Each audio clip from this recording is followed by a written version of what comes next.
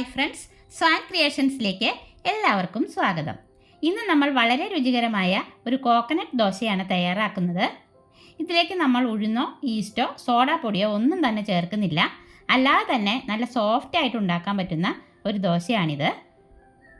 ഇതിൻ്റെ കൂടെ കഴിക്കാനായിട്ട് ഒരു ചട്നി കൂടി നമ്മൾ തയ്യാറാക്കുന്നുണ്ട്. അപ്പോൾ നമുക്കിതെങ്ങനെയാണ് ഉണ്ടാക്കുന്നതെന്ന് നോക്കാം. അതിനായി നമ്മൾ ഒരു കപ്പ് പച്ചരി എടുത്തിട്ടുണ്ട്. ഇതൊരു 5-6 പ്രാവശ്യം നല്ലപോലെ കഴുകി ഒരു 4 മണിക്കൂർ കുതിർത്താനായി വയ്ക്കാം. ഏത് പച്ചരി ആയാലും കുഴപ്പമില്ല.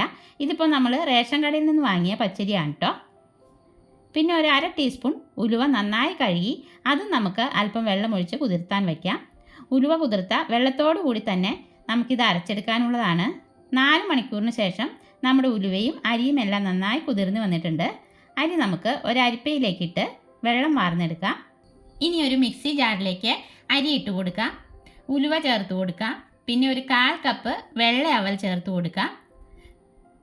ഇനി അരി എടുത്ത അതേ അളവിൽ തന്നെ തേങ്ങ ചിരകിയത് ചേർത്ത് കൊടുക്കാം. എന്നിട്ട് ഇത് അരയാനായി ഒരു 1/4 കപ്പ് വെള്ളം കൂടി ഒഴിച്ചു കൊടുത്ത് നന്നായി അരച്ചെടുക്കാം. ഇതാ നമ്മുടെ അരി നല്ലപോലെ അരഞ്ഞു കിട്ടിയിട്ടുണ്ട്. ഇനി ഇതൊരു ബൗളിലേക്ക് ഒഴിച്ചു കൊടുക്കാം. ശേഷം മിക്സി ജാർ കഴുകി ഒരു 1/4 കപ്പ് വെള്ളം കൂടി ഒഴിച്ച് മിക്സാക്കി വയ്ക്കാം. നമ്മളിതിലേക്ക് മൊത്തം 1.5 കപ്പ് വെള്ളമാണ് ഇത് അരയ്ക്കാനായി എടുത്തത്. ഇനി നല്ലപോലെ ഒരു തവി കൊണ്ട് ഒരു 2 മിനിറ്റ് ഇളക്കി യോജിപ്പിക്കാം.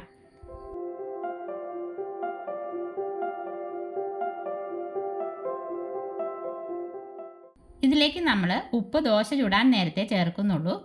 ഇനി ഇതൊരു 10 മണിക്കൂർ ഫെർമെൻ്റ് ആവാനായി മാറ്റി വയ്ക്കാം.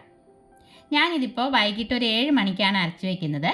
രാവിലെ ആവുമ്പോൾ നമുക്കിത് ചുട്ടെടുക്കാം. ഇതാ ഇപ്പോൾ രാവിലെ ആയിട്ടുണ്ട്. 10 മണിക്കൂർ കഴിഞ്ഞിട്ടുണ്ട്. മാവ് നല്ല സോഫ്റ്റായി വന്നിട്ടുണ്ട് കേട്ടോ. ഇനി നമുക്കിതിന് ആവശ്യമായ ഉപ്പ് കൂടി ചേർത്ത് നന്നായി ഇളക്കി യോജിപ്പിക്കാം. ശേഷം നമുക്കിത് ചുട്ടെടുക്കാം. ഒരു ദോശക്കല്ല് അടുപ്പത്ത് വെച്ച് നന്നായി ചൂടായി വരുമ്പോൾ മീഡിയം ഫ്ലെയിമിലേക്ക് ആക്കിയ ശേഷം അല്പം വെളിച്ചെണ്ണ തൂത്ത് കൊടുക്കാം. എന്നിട്ട് ഒരു തവി മാവ് ഒഴിച്ച് പരത്തി കൊടുക്കാം. ഈ ദോശ മൂടി വെക്കേണ്ടതില്ല. ഒരു വശം മുരിഞ്ഞു വരുമ്പോൾ ഒന്ന് മറച്ചിട്ട് കൊടുക്കാം.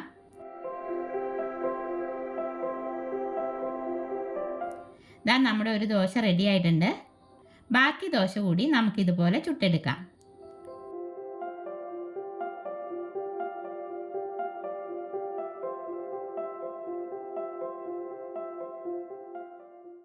അങ്ങനെ നമ്മുടെ അടിപൊളി ദോശ ഇവിടെ റെഡി ആയിട്ടുണ്ട്. ഇതിപ്പോൾ നമ്മുടെ വെള്ളയപ്പത്തിൻ്റെ ടേസ്റ്റും അല്ല, ഉഴുന്ന ദോശയുടെ ടേസ്റ്റുമല്ല, രണ്ടിൻ്റെ ഇടയ്ക്കുള്ള ഒരു വെറൈറ്റി സ്വാദാണ്. ഇനി നമുക്ക് ദോശയുടെ കൂടെ കഴിക്കാനായി ഒരു ചട്നി തയ്യാറാക്കാം. അതിനായി ഒരു പാൻ അടുപ്പത്ത് വെച്ച് ചൂടായി വരുമ്പോൾ 1.5 ടീസ്പൂൺ വെളിച്ചെണ്ണ ഒഴിച്ചു കൊടുക്കാം. വെളിച്ചെണ്ണ ചൂടായ ശേഷം 1 ടീസ്പൂൺ ഉഴുന്നും 1/2 ടീസ്പൂൺ പരിപ്പും ഒരു 10-15 കപ്പലണ്ടിയും കൂടിയിട്ട് മൂത്ത് വരുമ്പോൾ ഒരു 10 അല്ലി ചുമന്നുള്ളിയും 4 അല്ലി വെളുത്തുള്ളിയും 1 കഷ്ണം ഇഞ്ചിയും 5-6 കാന്താരി മുളകും കൂടിയിട്ട് അല്പം വേപ്പില കൂടി ചേർത്ത് ഒന്ന് വഴണ്ടു വരുമ്പോൾ ചിരകിയ തേങ്ങ ചേർത്ത് കൊടുത്ത് 1 മിനിറ്റ് ഒന്ന് വഴറ്റിയ ശേഷം ഫ്ലെയിം ഓഫ് ചെയ്യാം.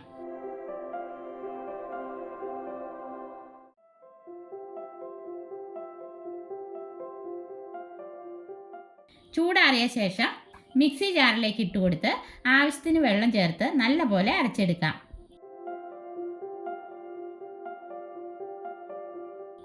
ഇത് നമുക്കൊരു ബൗളിലേക്ക് മാറ്റി കൊടുക്കാം. എന്നിട്ട് ഇതൊന്ന് കടുക് താളിച്ച് ഊടിയെടുക്കാം. പാനിൽ അല്പം വെളിച്ചെണ്ണ ഒഴിച്ച് ചൂടായി വരുമ്പോൾ കടുക് ഇട്ട് കൊടുക്കാം. കടുക് പൊട്ടി വന്ന ശേഷം 3-4 ചുമന്നുള്ളി അരിഞ്ഞതും വേപ്പിലയും 2 വറ്റൽ മുളകും കൂടി മുറിച്ചിട്ട് മൂത്ത് വരുമ്പോൾ നമ്മുടെ ചട്നിയിലേക്ക് ഒഴിച്ച് മിക്സ് ചെയ്യാം.